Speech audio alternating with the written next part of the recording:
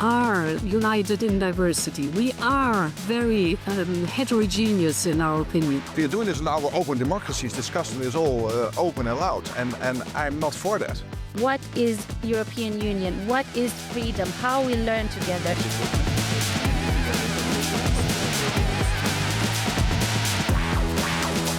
The obvious question is, what is the EU doing? What is our plan?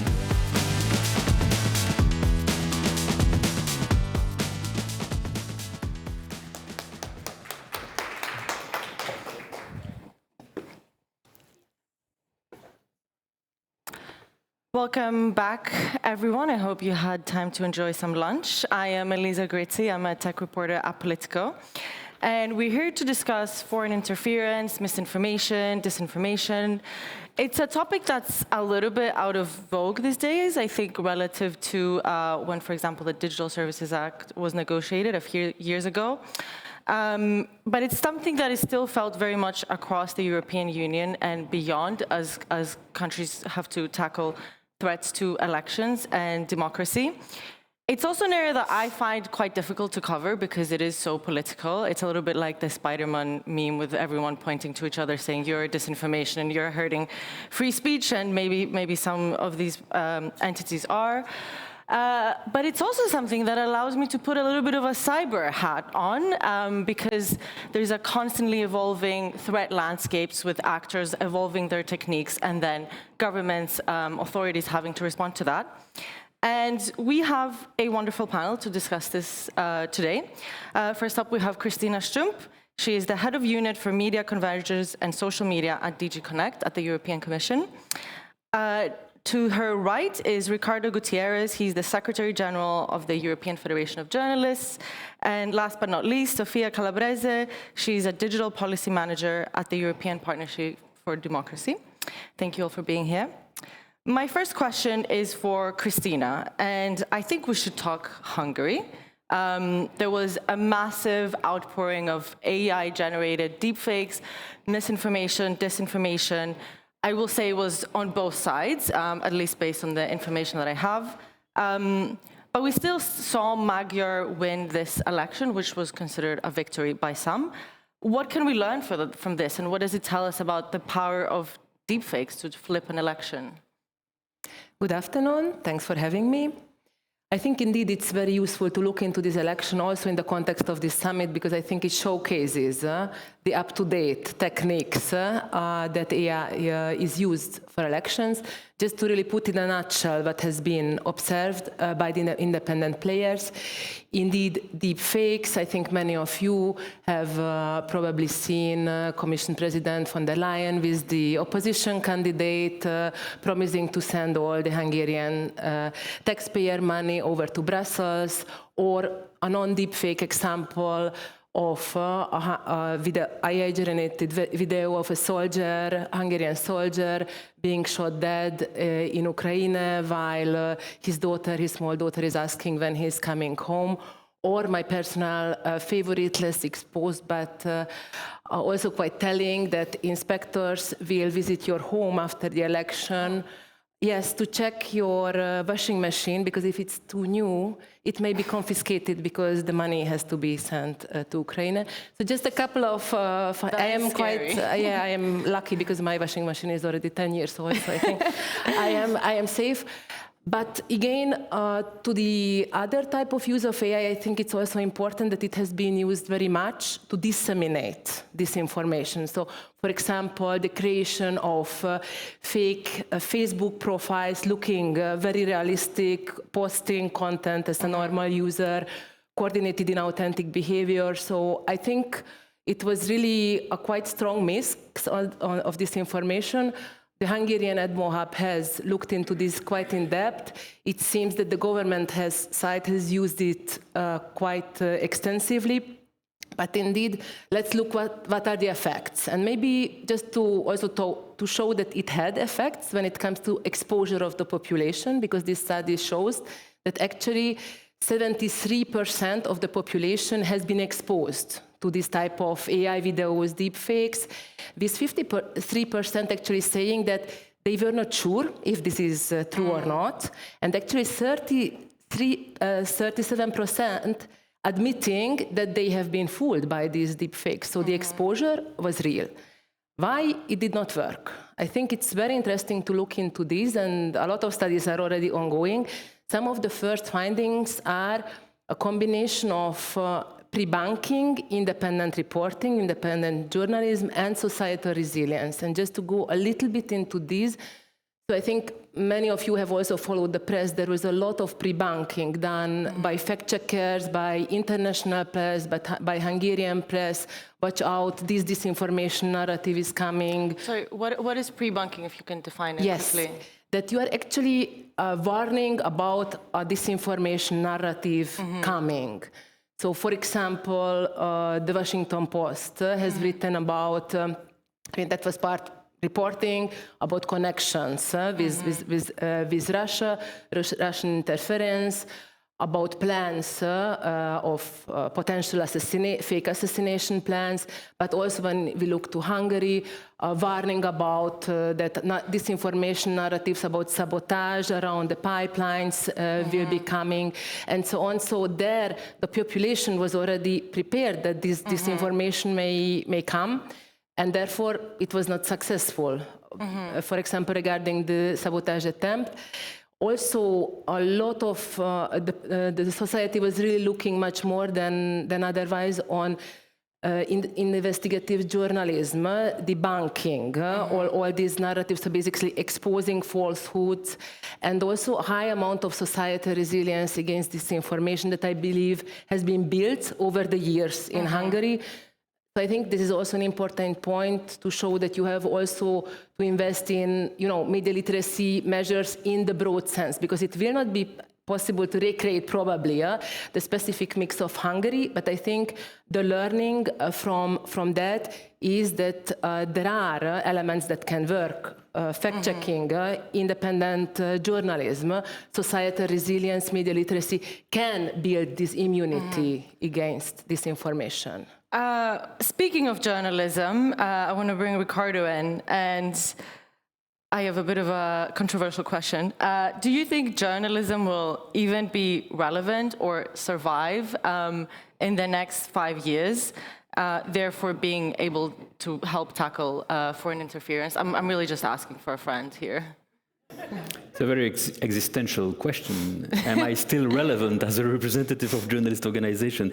Yeah, I believe that considering the current context of massive disinformation, journalism, I mean genuine journalism, is more needed than ever before.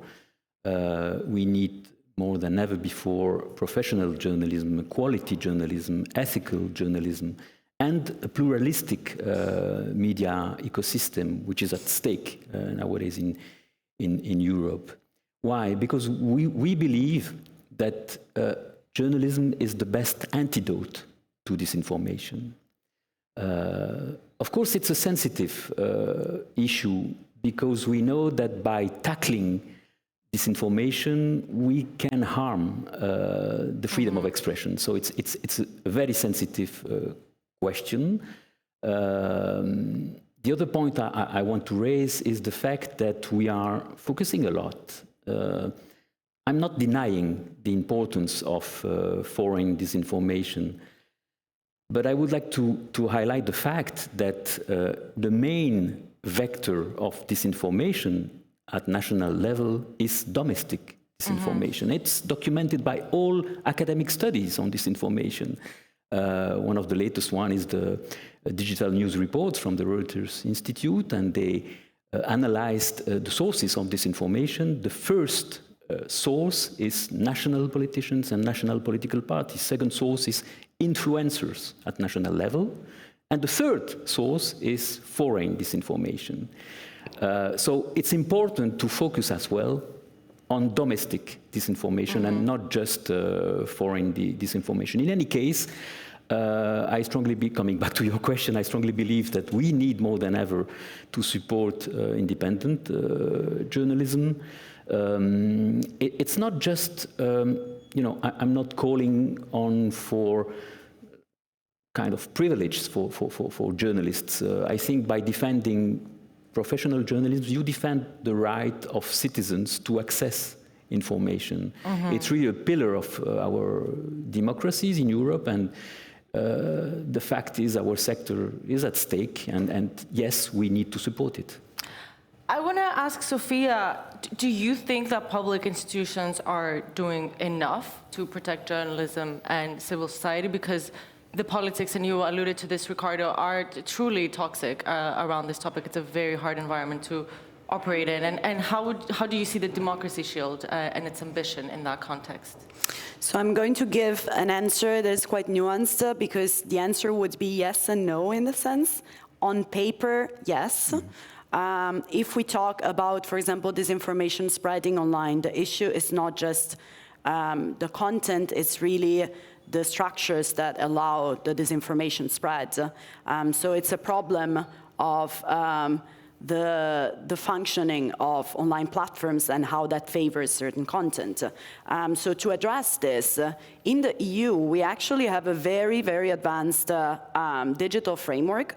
You're all aware of it. We have the DSA, we have the political ads regulation, we have the AI Act that also has some rules linked to influence to elections and transparency rules.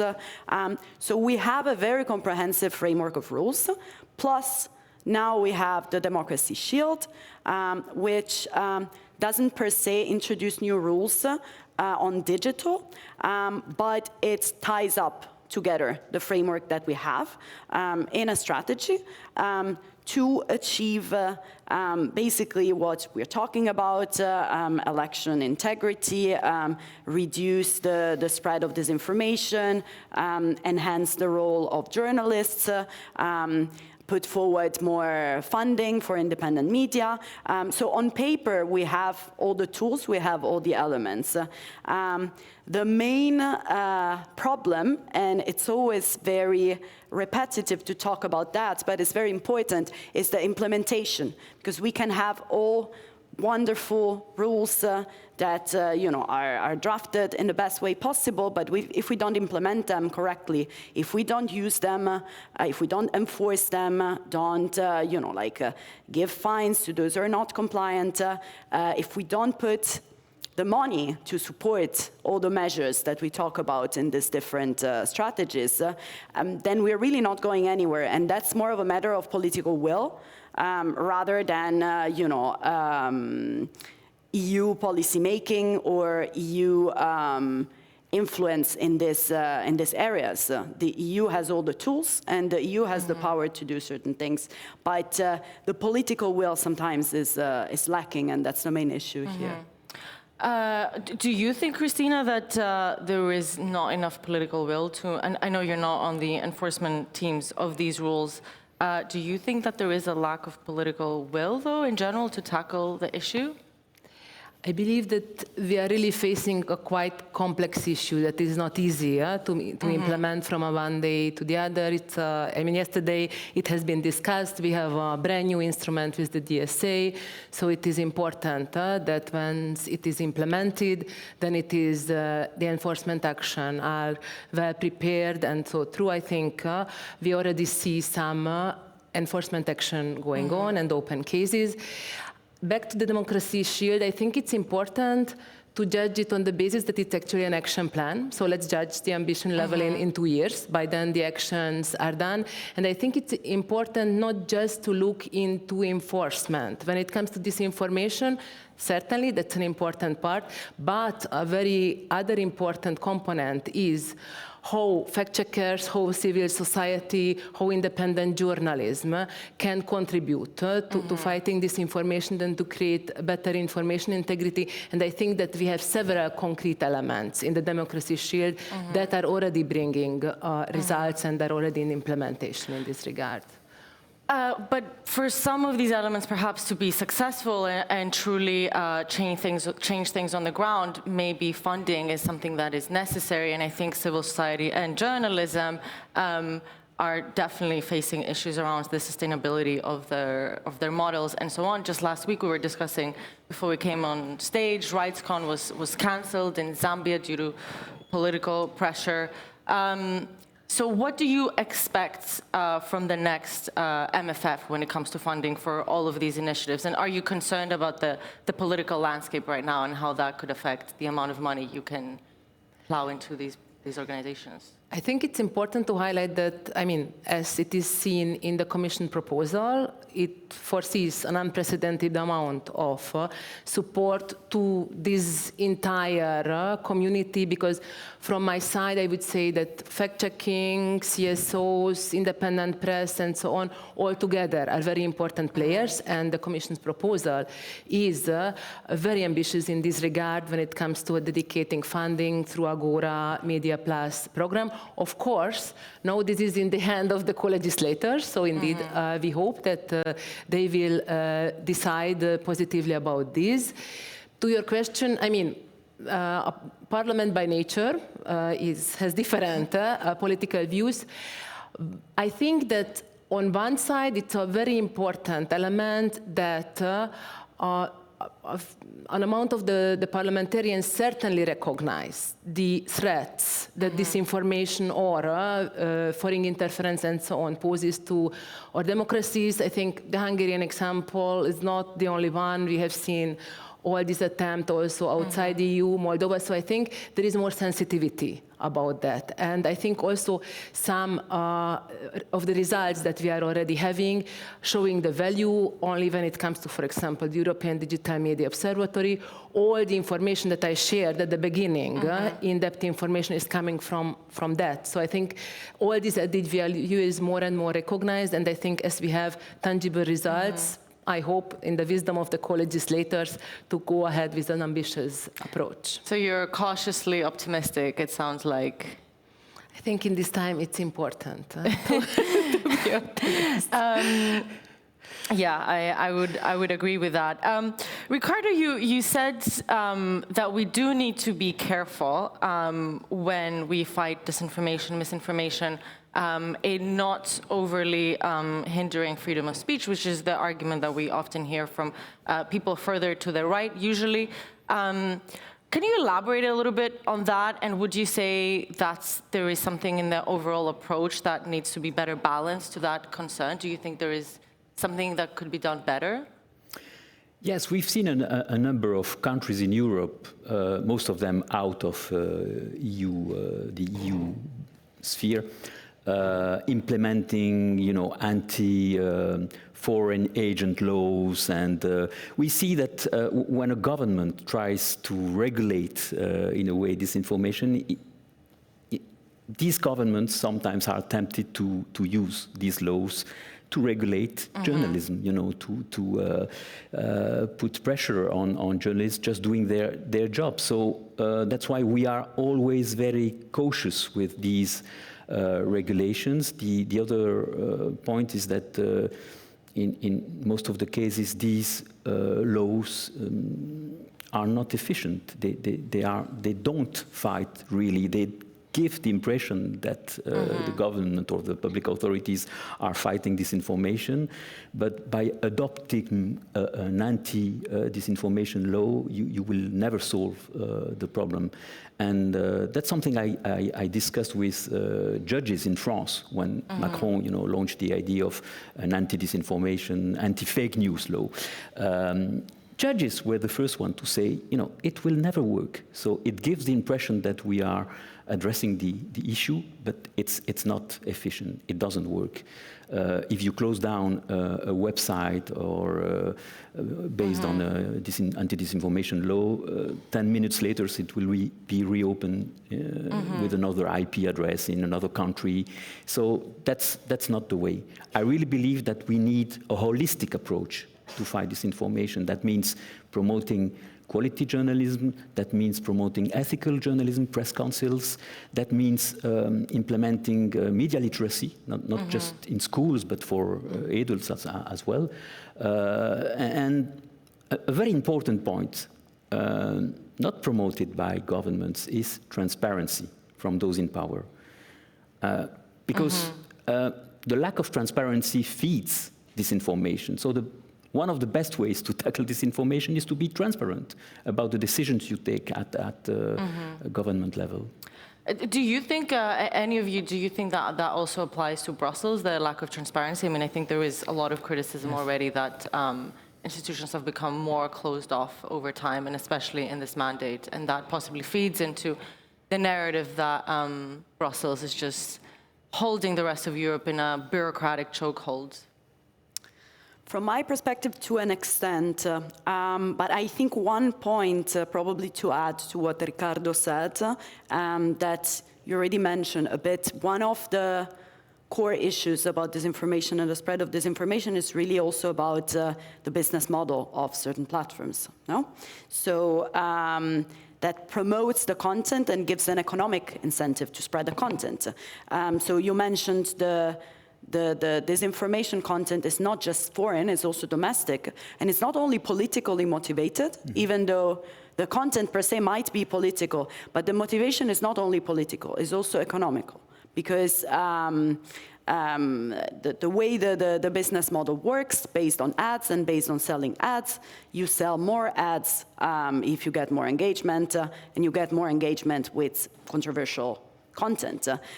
So that's something like a very core issue that we didn't address yet. There are like some steps, it's present in the discussion very often, but no one has the one answer. But I think the focus on business models on top of everything else that was mentioned, including transparency, needs to be at the core.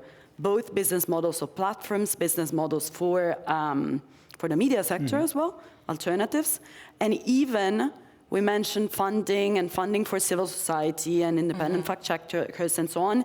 I think we also, as civil society, need a reflection on how to make our funding structures more sustainable as well, because it's a landscape at the moment in which there are a lot of actors competing for less funding, but at the same time there is more ask from civil society to do a lot of the work to integrate the tools that we have, like the fact-checking, the media literacy work, and so on. So I think this should be really present in the discussion at the moment. Christina, I think that's a very interesting point, right? And I think the whole situation with USAID and general funding cuts, quite frankly, that followed and preceded that situation, really brought that to the fore. And I want to ask you, how do you think about funding such that it doesn't create dependencies, right? Like, I think they say, teach a man how to fish and he can live forever, or she.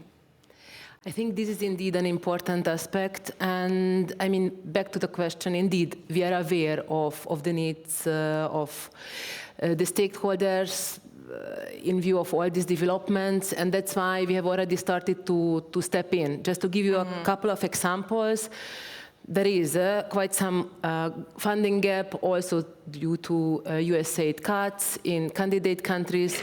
We have opened we have financed a new EDMO hub that is now covering Moldova, Ukraine, to bring more relief. We have also put additional funding in place for fact-checkers through the European Network of Fact-Checkers to make sure to have fact-checking capacity in the entire EU, also more vulnerable geographies.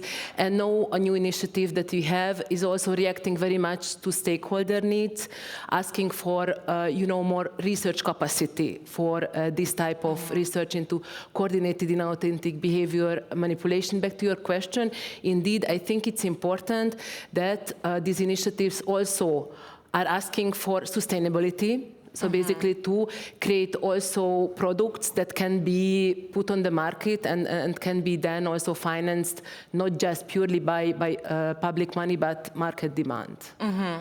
And to the question of transparency, and also when it comes to funding in particular, do you think that it would be better if the Commission was more transparent about how it funds these organizations? I believe that we are quite transparent in this regard. I think we have all our funding is going through very bureaucratic but very transparent processes, open procedures. We receive regularly questions about this, where we provide all the information. So I believe in this regard, we are doing absolutely what is needed at the same time. Certainly, I think probably even further communication efforts to counter also certain narratives are certainly useful, in particular misconceptions about fighting disinformation, censorship, and so on. So I think the Commission has already invested in these, and I think these efforts into communicating even better are certainly important. I saw Ricardo was nodding, which is a positive sign. When I mentioned lack of transparency, I think I really target the national governments much more than the EU. And indeed, the EU is helping us to get more transparency from member states. The European Media Freedom Act, which is in force since August 2025, is imposing governments to be much more transparent on the allocation of subsidies and advertisement to media. So that's a step in the good direction. And we really much rely, I would say, on the interaction between the European Media Freedom Act, which is imposing, rules to protect media freedom, but the interaction between the European Media Freedom Act and the DSA. I think the interplay between these two regulations is very important. The DSA is imposing to the very large online platforms and the search engines rules regarding risk assessment procedures regarding the protection of media editorial autonomy, I would say. And EMFA, the European Media Freedom Act, is imposing rules to protect the media from abusive moderation or abusive removal. So from the EU, I would say that the signal are rather positive and supportive for the media sector. We ask for more because we believe that media is critical infrastructure for European democracy. It deserves strong commitment, strong support. As I said, it's not just about supporting companies, it's about supporting the right of citizens to access information. So it's really a critical infrastructure in our democracies, and it deserves more support. Now, I also believe that the media sector should also be more active. I believe that media industry should think about the technology used nowadays by the media. I think if you pretend to be an ethical media outlet, you cannot use unethical AI tools, unethical technology. Yes. So it requires choices regarding technology from the industry as well, investment from the industry. Which I guess would bring us back to a sovereignty discussion. But before we continue, and I have a lot more questions, I want to open it up to a Q&A. Does anyone have a question, a real question, not a statement? We have people with mics all around the room. Raise your hand if you have one. No questions. Wow. I have another question. Is it too late? I mean, we talk about these narratives as if they are something that someone came up with in a storybook, but I think these days they're no longer narratives. They're actually something that is very much embedded within the political reality of a lot of European and non-European countries. So have we just already lost some of the battle? Anyone can take this question. Oh, sorry. Please go ahead. I can go after you. No, we were discussing about this before. I don't think I would be doing this job if I thought this was too late. So I don't think it's too late. And I think when we talk about narratives, again, it's not just a matter of some sort of communication or propaganda war. It's a matter of like how the information is spread. And the main place where information is spread at the moment is online, so online platforms. So in order for it not to be too late, we really need to address the structural issues, what I was talking about before, about business models, and even about ownership about certain platforms. Digital sovereignty was mentioned. I think this is a good opportunity if we're thinking about building some alternatives in the EU, how to build them, how to promote them. We should be thinking as well about business models and ownership. Online platforms, in particular social media, I would argue, because it's where most of the information spreads and how people look for information, they're also becoming close to critical infrastructure. It's also where a lot of the media information is spread. So I think they should be treated in a different way, more similar to the models of traditional media and public broadcasting, when you have some hybrid participation, private-public, so that the public interest is actually represented. Christina, you wanted to answer this as well. Last chance for questions as well. Indeed. So have also a little bit of optimistic spirit. I think it is certainly not too late. I think the present case is also, to going back to Hungary, shows that actually the population can become immune or more resilient to disinformation. At the same time, of course, that doesn't mean that we can sit back and relax, quite the contrary. I think we have to be very much up to date and act on several fronts. When it comes to, again, we have spoken about the independent press, but about detecting how technology is used to manipulate, how foreign interference is working, what media literacy actions are the most efficient, how can we reach out to the population, how can all these players cooperate very well together to have impact. And I think we have examples that this can work. Will a certain amount of the population be falling for disinformation? Certainly. I think this we cannot exclude. This is also a part of freedom of speech. At the same time, I think with the different measures, we can build a more resilient society where disinformation has actually much less impact than it maybe it has today. So I think, when a virus comes, maybe the population needs a little bit of time to become immune. You can also give some boosters, some vaccines against it, and then maybe we can actually arrive to a society that is more resilient. But again, we cannot rest and set back. We have to look into technology and what works in this regard. Yes, I think that's definitely the case. And do you also support, do you think European social media platforms would be an answer to that? Because, I mean, one could also argue a social media platform is a social media platform no matter where it comes from. So would that actually help us?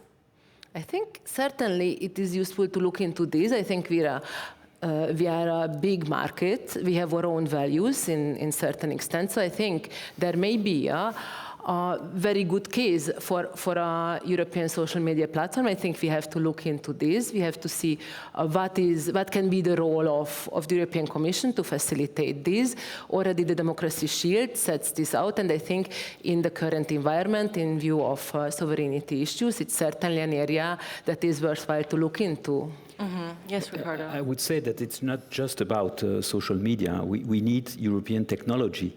Online technology, I mean cloud, email. We are using US tools. And I really believe that we cannot rely anymore on US technology. How does that affect your work in the fight against disinformation? Because that we are giving access to our data to US companies, allies of those in power in the US today. And, the threats, it means that we are vulnerable. It's really important for Europeans to realize that we should rely on ourselves to protect the integrity of the media ecosystem and the broader ecosystem about our online, I would say, ecosystem. Yeah. That's interesting. I didn't expect to get to this point on this panel, which has been a running theme throughout the rest of the conference. Sophia, you also wanted to... Yeah, just one caveat, because I agree with everything that was said about, breaking certain dependencies, not only in the media or social media sector, but also like for hard infrastructure. One caveat is just the fact that certain technologies would be European or EU-based doesn't automatically make them aligned with certain values.